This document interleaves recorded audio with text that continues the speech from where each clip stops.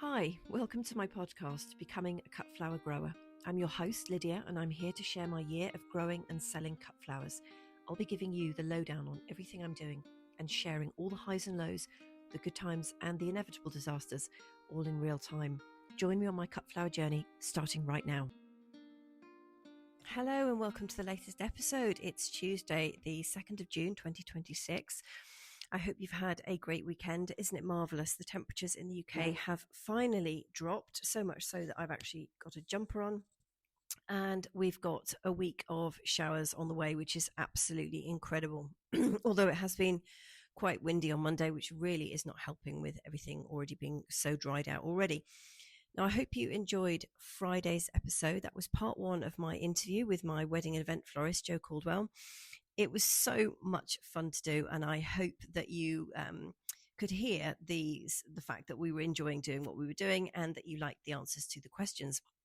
We're going to do part two. I say we, it's me. I'm going to do part two in a second when I filled you in on some other bits and pieces.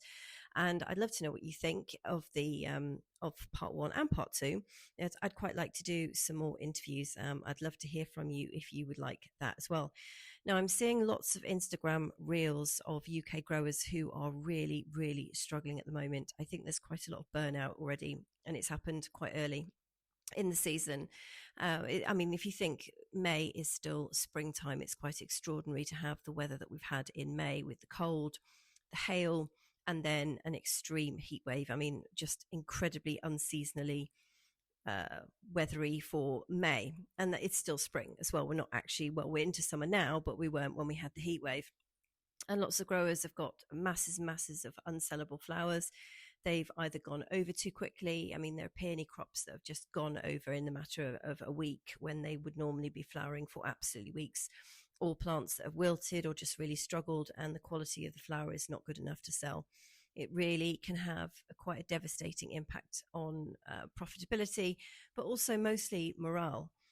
Because it's, as you'll know from listening to me, there are good weeks and bad weeks, and sometimes all the bad weeks come at the same time.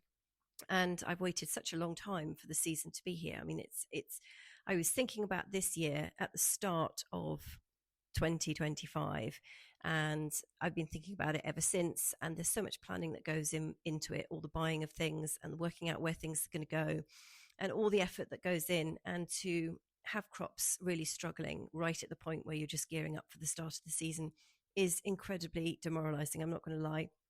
I feel incredibly fortunate that I haven't actually lost anything, but I'm so behind the curve that I'm just flabbergasted that I'm actually later in production than I was last year.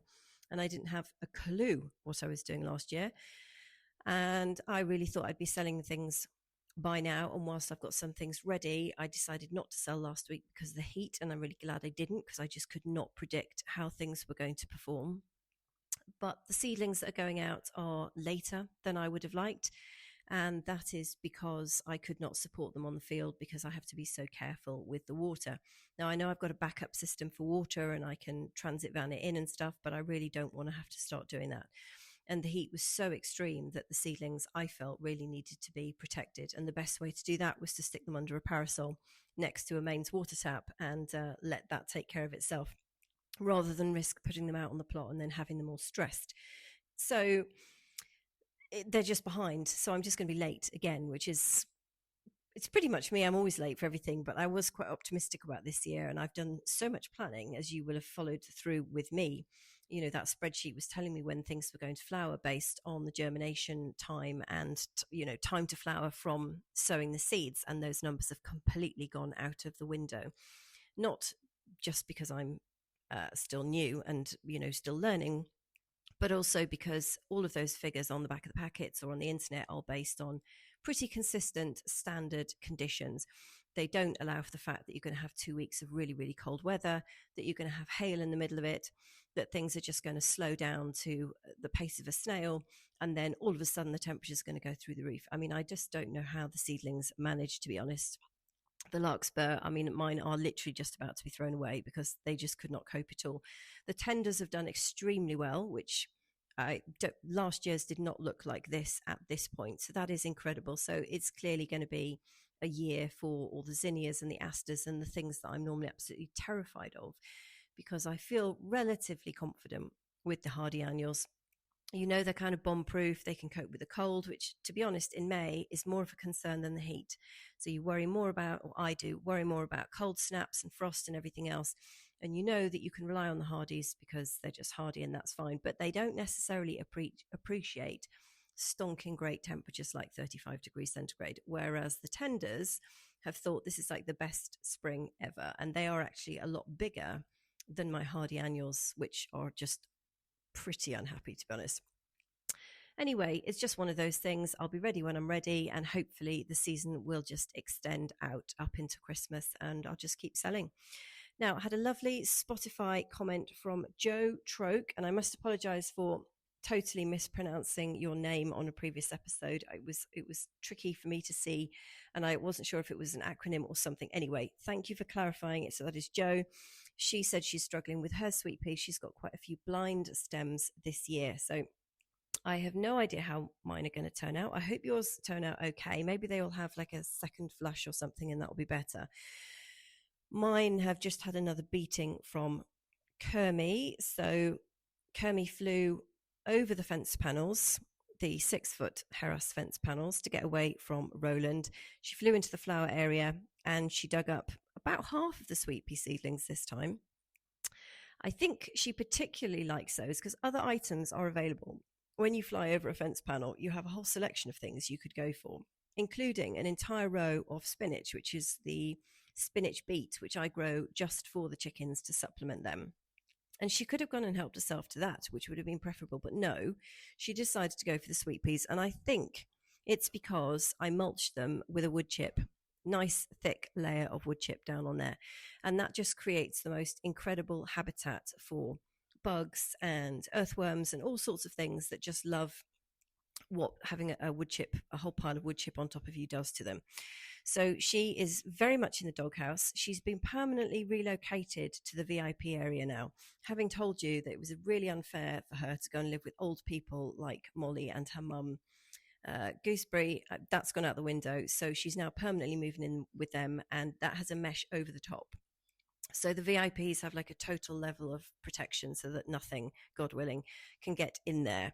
And she's just going to have to suck that up, I'm afraid, because I'm not coping with any more of that. She very nearly became Kermie au vin, except that she's not actually thin enough. She's not fat enough to eat. There's absolutely no meat on her.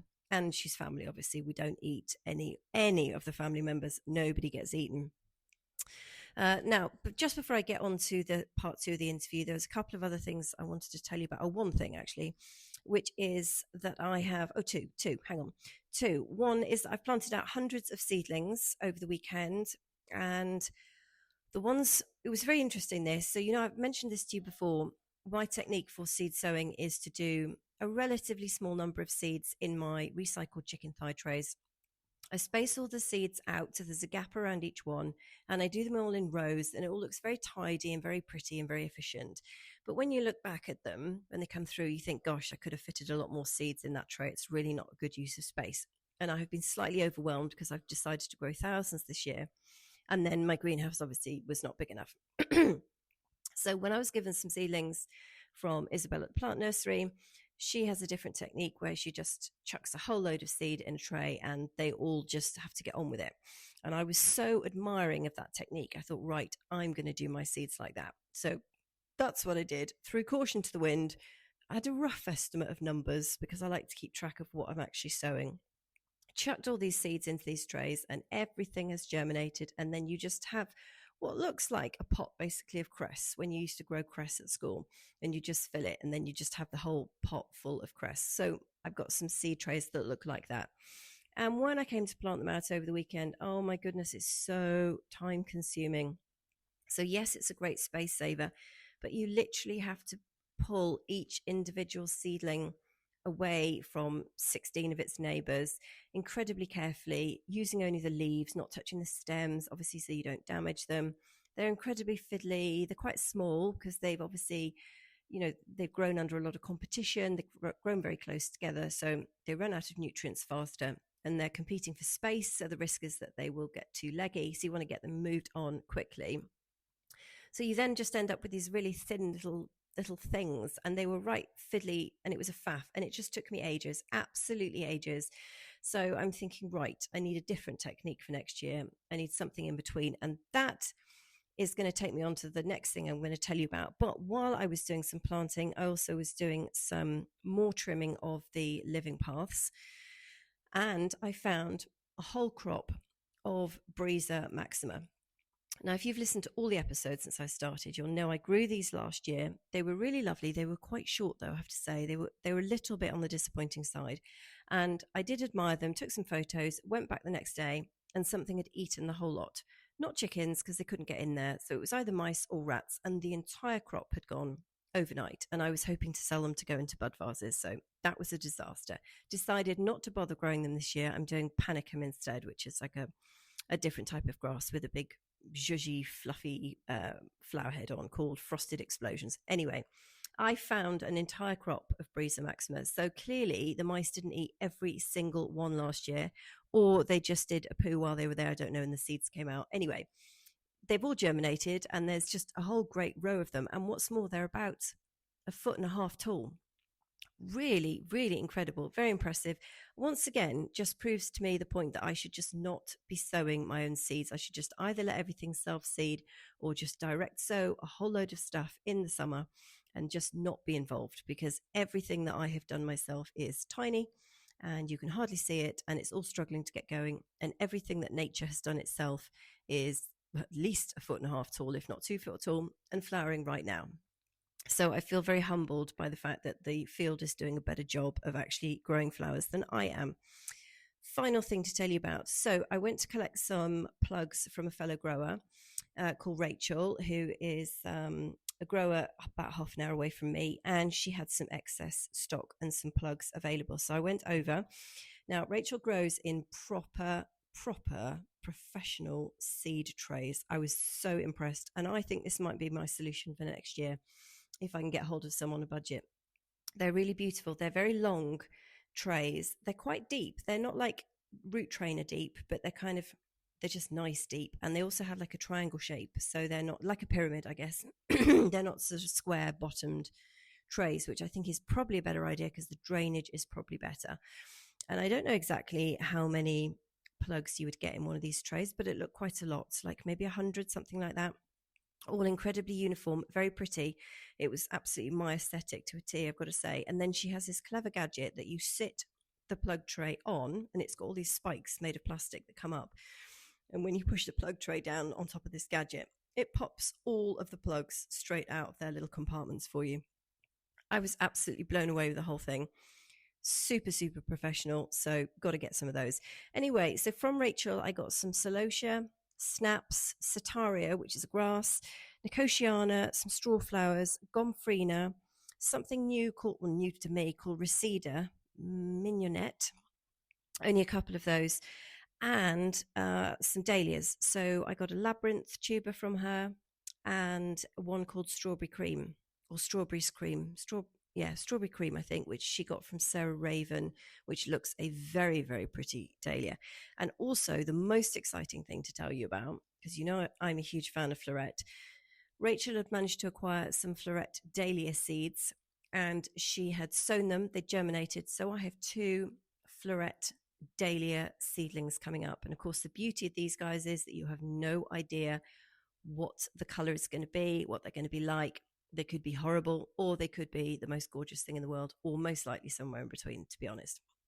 So that is very exciting, and I shall be devoting myself now to the next couple of months to making sure that those seedlings stay alive, come what may.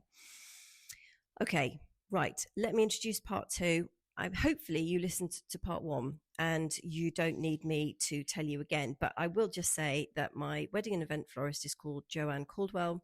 She has a flower studio in Marlow in Buckinghamshire, where I live. I've put the website for her in my show notes. You can have a look if you like, and there's some photos of her and what the work she does. She is wonderful, and I think that you will really enjoy part 2. Now, as I said before, don't switch off right after the interview, because I will be back to give some reflections on what she talks about. So come back, stay rather, for the ending. and then I will say goodbye to you properly. Okay, enjoy part 2. Okay, thank you. Right. Question from Ray. Do your wedding and event customers ask you for specific flowers, or do you point them in the right direction or choose what they ultimately have? Mostly they're asking me for specific colour palettes, because they might, especially my wedding and event customers, wedding customers, because they've already got in mind, by the time they're talking to me, they probably know what colour their bridesmaids' dresses are going to be. So we're working with that. Yeah. So they've probably got a colour palette in mind. Very few of them have a specific list of flowers they want to work with. So which is good, because then I can steer them into what's seasonal. Yeah. They may well come to me with inspo pics from Pinterest, which is great sometimes, because you get an idea of their style and what's floating their boat, what's grabbed their eye. But inevitably, sometimes those pictures are silk flowers. They've got dahlias mixed with peonies, mixed with, and you're like, that doesn't even happen in the real world. That does not happen. You cannot have a dahlia with a peony in your bouquet, regardless of whether they're all your favourite flowers. You can't do that. So, so I tend to, suggest what they can have for the time of year they're getting married. What I think I know will be available. Yep. Good. Okay, next question. I don't know how easy you're going to find this question or not. So this is a question from Nicola, and she said, one of my florists stopped buying from me, but they didn't tell me why. What would make you stop buying from a grower, and how many chances would you give them before you just stop buying from them? I don't know what you did, Nicola. You probably didn't do anything. Yeah, what did you? Yeah. It would have to be really bad if I stopped buying from a grower. I can't imagine it was really bad, but I would go in and ask them as well. Just be brave and go in and ask, and see if there's anything you can do to, because there might be some feedback that they've got for you. But maybe it's a competition. Have you got a lot of competition? That's a good point, Nicola. If you've got competition, you could have been, someone's just come in and underpriced you, or offered some other deal or something. And or I mean, is it possible that the florist, just had a bad day on that event, and they're just, I don't know, it might also depend on whether that florist is a shop or an event florist. Or a bit of both, maybe. But I would, well, so go in there, Nicola, and ask them. Put the big girl pants on, get in there and ask them. Okay. And do you know what? Even if you never sell to them ever again, if you get some feedback from them, you can use that. Yes, absolutely. Going forward. Yeah, absolutely. Okay. Mel has a question. How important is conditioning by growers before you collect your flowers, e.g. stripping stems, wrapping the stems to stop them bending, or adding any kind of conditioning treatment to the water? So how do you like to have your flowers from growers? We spoke a little bit about this before, just a couple of questions ago. I think the basics, yes, so that there aren't any too many leaves in the water, below the water line, would be good. Some wrapping, depending on the flower and their if they're fragile or they've got a tendency to, like tulips or whatever. But otherwise just a nice bucket of clean, so no like horrible dead brown bits on it, everything. I mean, I said to you last year, I like to strip my stems on my field so that I can compost the material. I don't want you to have to worry about it, or just throw it in the bin or whatever, or compost it yourself. I might as well keep it for myself. So especially if you know where it's come from. Exactly. Okay, question from Becky. Are you happy buying stems in bunches or 5 or 10, or do you wish you could buy specific totally random numbers like 3 or 37 so that you don't have any leftover stems?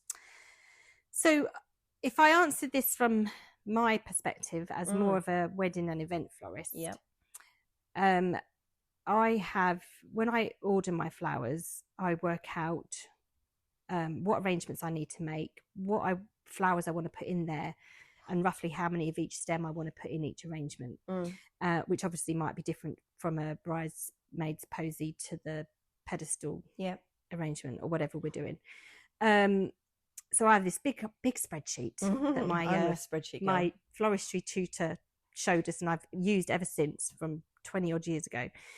And so I can count every stem length, and then at the bottom it adds it all up per flower variety, and then I round it up anyway. Mostly because I suppose I am buying, when you buy wholesale, you are buying in 5s, 10s, 20s, 25, sometimes 50. And sometimes that works. So if I was getting 37, if I needed 37 roses, I would just round it up to 40 anyway. A, because I've got to do that, but B, when you're on site, or you'll always need a spare stem here or there to maybe top something up. Maybe you've underestimated, maybe you've overestimated. It's more my problem. Or something breaks. Inevitably break a rose, or your peony's not open, so you definitely need to order 5 more of those.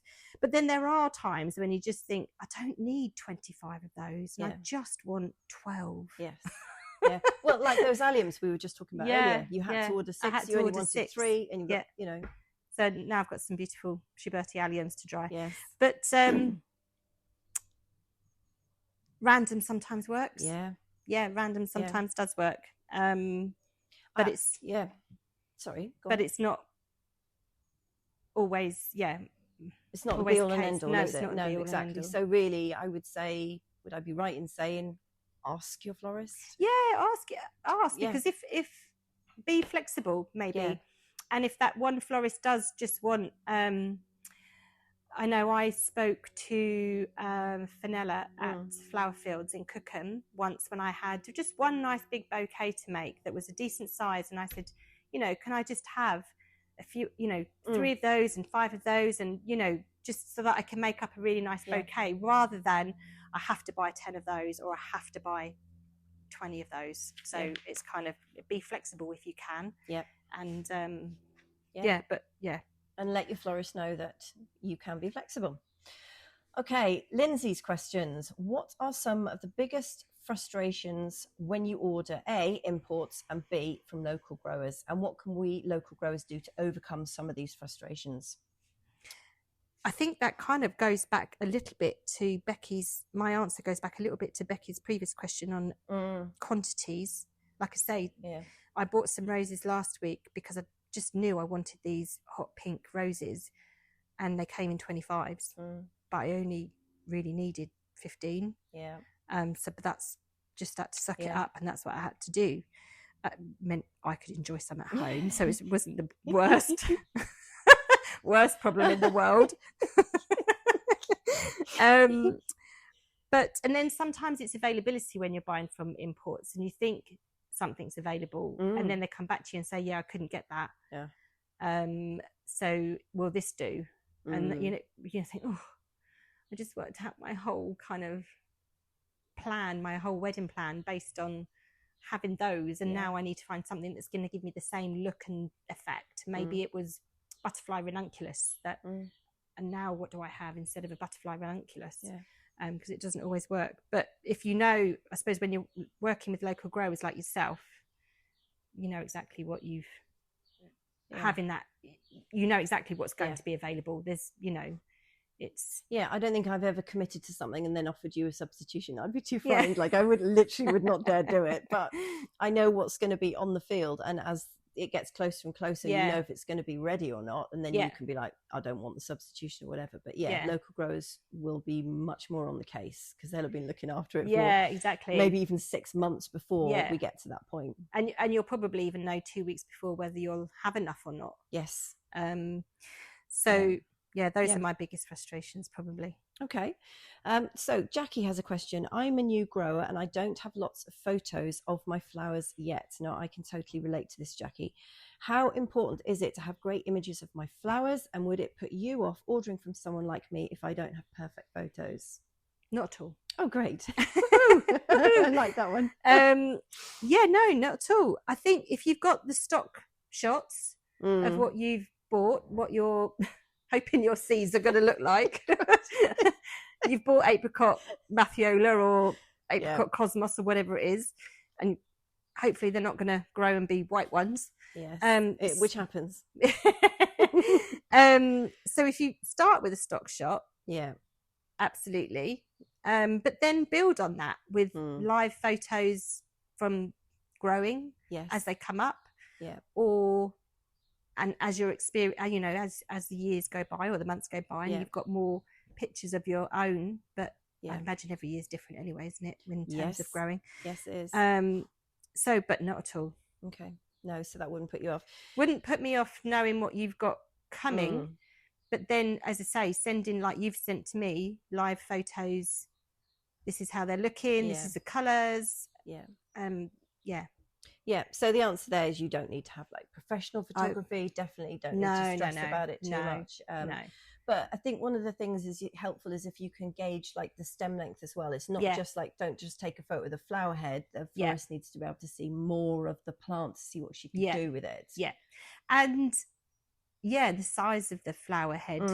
Because if you're taking pictures close up of something that's like the smallest flower, but it's, you know, so really you don't want any surprises. Put things into perspective if your pictures are in. But okay.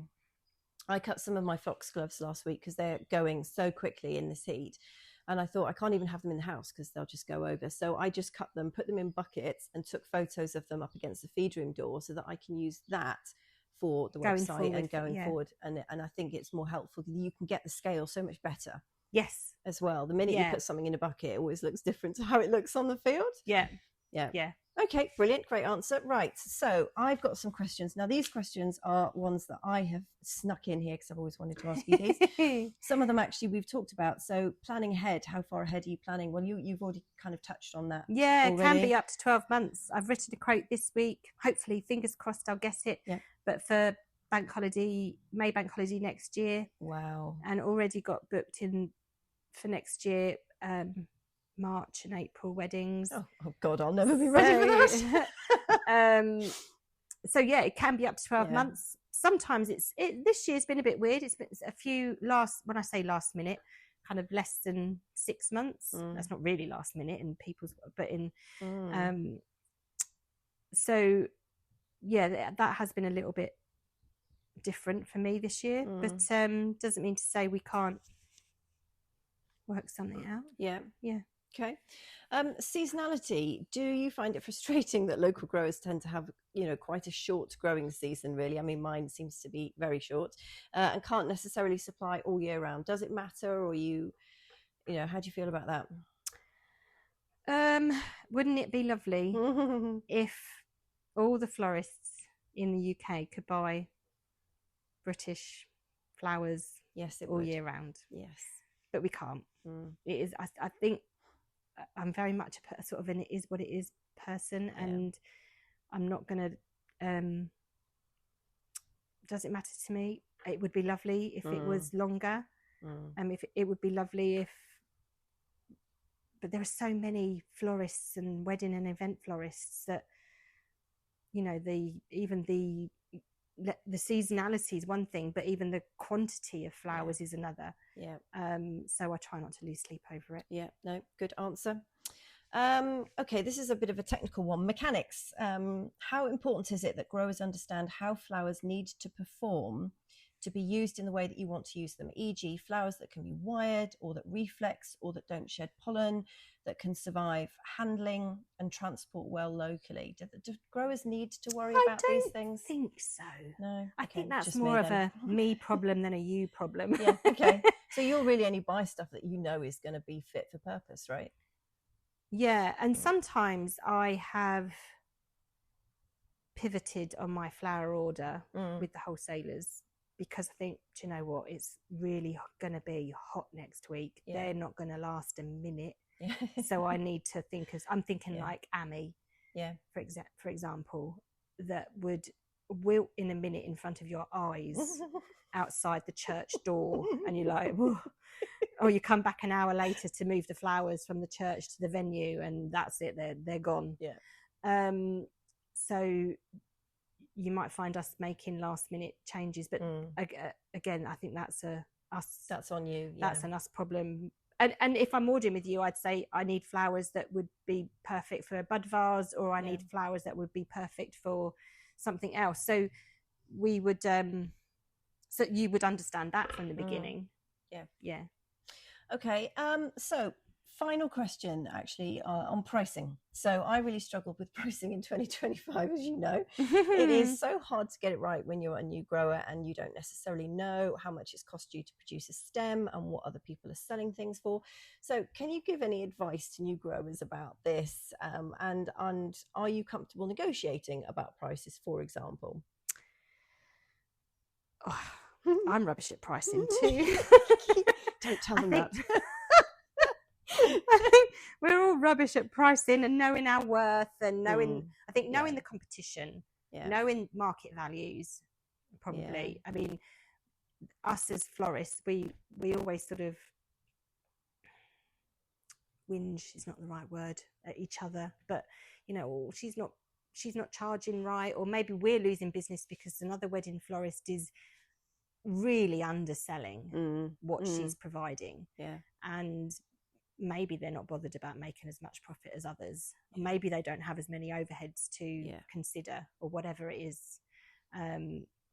But you need to know your worth, your experience. People need to understand and appreciate your experience in what you're doing, as they need to appreciate and pay for my experience in what I'm doing too.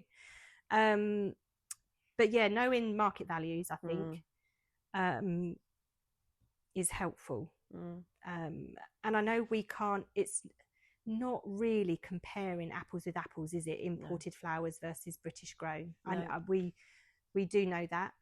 And unfortunately, a lot of wedding customers don't know that and fully appreciate that, and they might not even want to pay more for that. You will have those wedding customers that are happy to pay extra to have locally grown. Of course they are. So I'll definitely buy things if I can afford them within the client's budget. So pricing is really hard. It is, from all angles, isn't it? And but we muddled through last year, and I'm feeling a bit more confident about it this year. I remember we negotiated on the sweet peas because I quoted a price and you were like, no, I don't think so. I was like, but they're scented, and you were like, okay then. And we made some middle ground somewhere. I would say to growers, don't underprice whatever you do. Like, don't be afraid to push it. And then if you get some pushback from the florist, you've got a bit of leeway, but don't undersell yourself. And also, if you can, sign up to other availability lists for other growers, so that you can see what the market is like in your local area. But you always have to remember that their cost of production and their overheads and everything might be they'll be completely different from yours. So don't benchmark against somebody that, you know, doesn't have any expenses or anything, because you're going to lose money. You have to make money. So that's really important. It's a bit like I can't benchmark against some of the more luxury event florists, because you know everyone's different. Yeah, exactly. So but it is it's a holy grail, isn't it? Getting the pricing right. It absolutely is. I don't think we'll ever get there, but you know, we're working on it. We'll try. And finally, very last thing at all is some words of encouragement. So Jo, what advice, further to what you've already said, which is amazing, could you give to new growers or people thinking about becoming growers about how to approach people like you and build a great working relationship with them? Just give it a go. Just don't be brave, like we said before, and just blow your own trumpet. Get out there and blow your trumpet. Nobody else is blowing your own trumpet. I've always said that. Nobody else is blowing your own trumpet. But get out there and just be seen, and be yourself as well. Be completely yourself. Don't try and pretend to be something that you're not. No, be honest. And that's what I mean. I try and do that with my wedding. Like I say, I'm not trying to compete with, you know, 5-figure weddings and event florists. I am me. I do me. And there's plenty of customers out there. Yeah, and you want to buy more British flowers, so you're fully on board with it. Seasonality is really important. So you are literally out there waiting for this product. So we need to get the product in front of you, and help you to help us, right? And don't be like, oh, don't be anxious, like, oh, it's not gonna work out, or this hasn't grown quite as I wanted it. There's always, we'll always find a plan B if we need it. Don't lose sleep over it. It's, I mean, I know that's easier said than done, but maybe I'm a bit too chilled. I know. That's why it's so great working with you, because you are so chilled. That's perfect. But also I would say, and this is might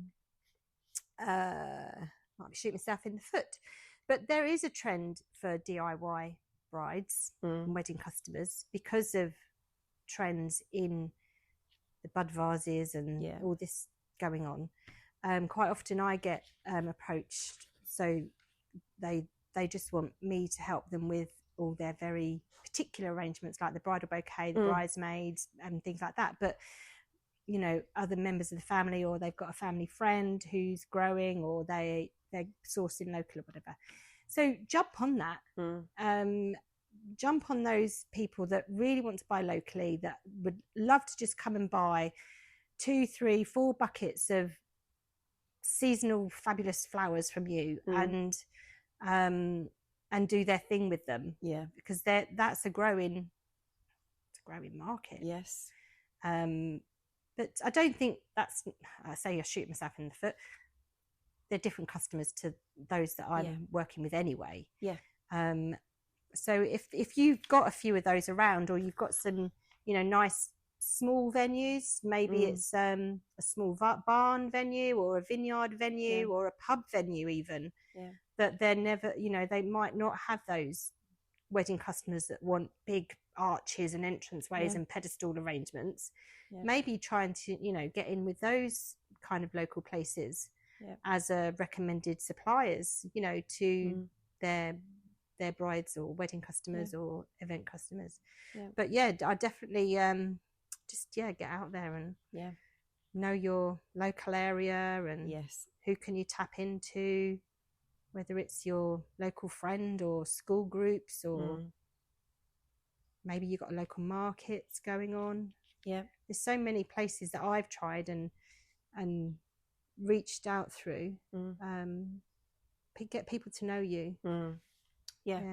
And don't be frightened of approaching florists, because they are terrifying, but you're lovely. I'm not terrifying. You were at the start when I didn't know you. I was like, she's so scary. And you're absolutely not at all. But there is this, I don't know, there's this image about florists. There just is, I think. And we want you to like us so much and to buy from us, and we want to do things right and not mess it up.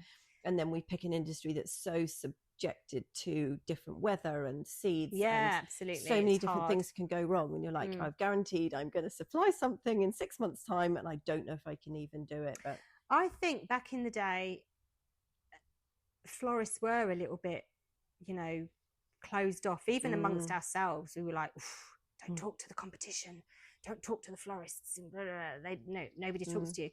Totally different now. The network of florists that I know, that I've tried to introduce you to as well, in a similar position to me, they own their own little business. They probably work on their own most of the time, and we all help each other out. And we all talk to each other. I had no idea that happened. I can't believe you actually work with each other on weddings. That blows my mind.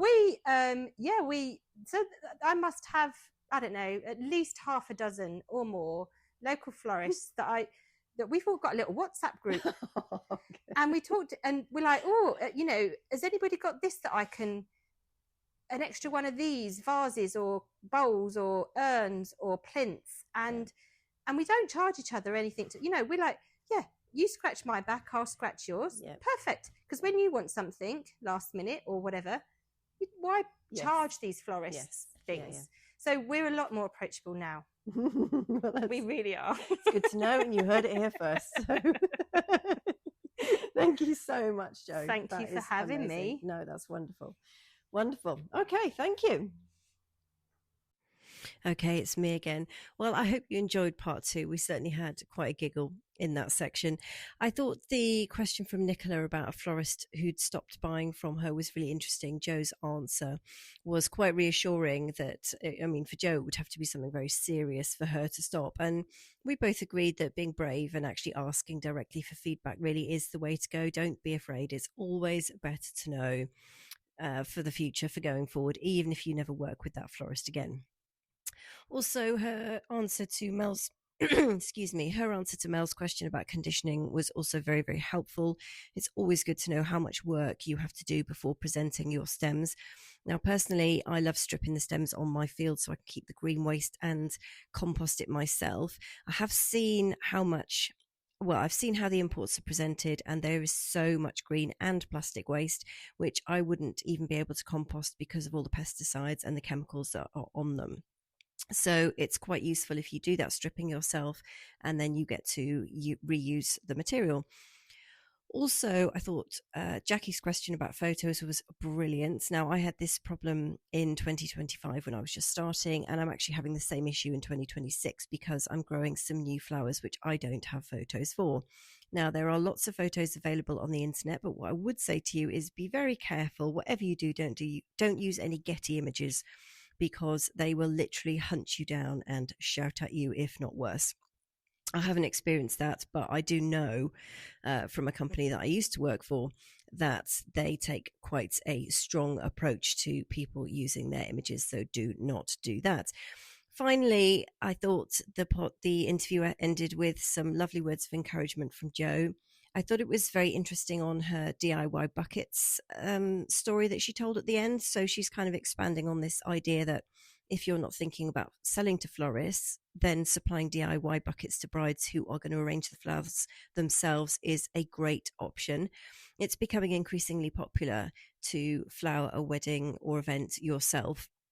Not just for brides who are on a budget, but those who actually want seasonal British stems directly from growers, and that is us. So that's also a great way to be selling the stems. But if you are going to go down the wholesale to wedding and event florists route like me, the message I really kept hearing from Joe was just ask your florist, build on your relationship with them, ask directly for what they want and how they want it, and don't be afraid of them. So I really hope this interview has helped, particularly if you are thinking about selling to a florist like Joe. She is wonderful, and I'm sure you will have an equally wonderful florist near you that you can have a fantastic, long-lasting relationship with. So that's it for today's episode. I hope you've enjoyed it. I would love to know what you think. There's all different ways of getting hold of me, which are in the show notes. And please come back and join me on Friday's episode, where I've got lots more to tell you about, and also the plant profile series is continuing. So have a great week, and I'll catch you on Friday.